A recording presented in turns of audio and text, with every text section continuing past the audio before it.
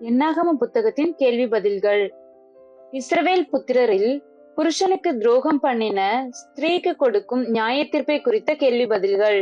கேள்வி: இஸ்ரவேல் புத்திரரில் ஒருவனுடைய மனைவி அவள் புருஷனுக்கு துரோகம் பண்ணி மற்றவனிடத்தில் தவறு செய்த விஷயத்தில் அவள் புருஷனுக்குள் வருவது என்ன ஆவி?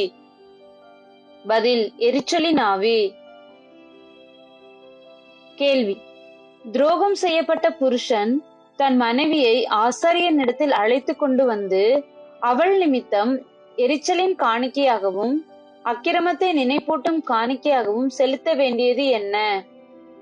பதில்: ஒரு எப்பா அளவான வார்கோதுமை மாவிலே 1/10 செலுத்த வேண்டும். கேள்வி: எரிச்சலின் காணிக்கை மேலும் அக்கிரமத்தை நினைப்பூட்டும் காணிக்கை மேலும் எதை செய்யக்கூடாது?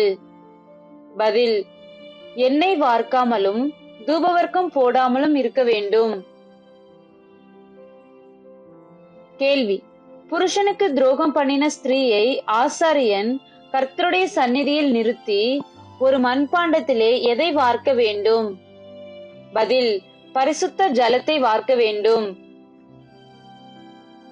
கேள்வி: மண்பாண்டத்தில் வார்க்கப்பட்ட பரிசுத்த ஜலத்திலே ஆசாரியன் எதை போட வேண்டும்? பதில்: வாசஸ்தலத்தின் தரையில் இருக்கும் புழுதியை போட வேண்டும்.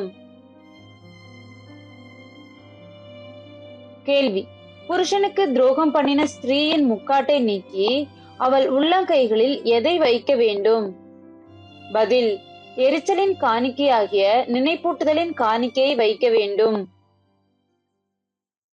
கேள்வி: புருஷனுக்கு துரோகம் பண்ணின ஸ்திரீயை கர்த்தருடைய சந்நிதியில் நிறுத்தி அவள் முக்காட்டை நீக்கி எரிச்சலின் காணிக்கையை அவள் உள்ளங்கைகளில் ஆசாரியன் வைக்கும் பொழுது ஆசாரியன் கையில் இருக்க வேண்டியது எது?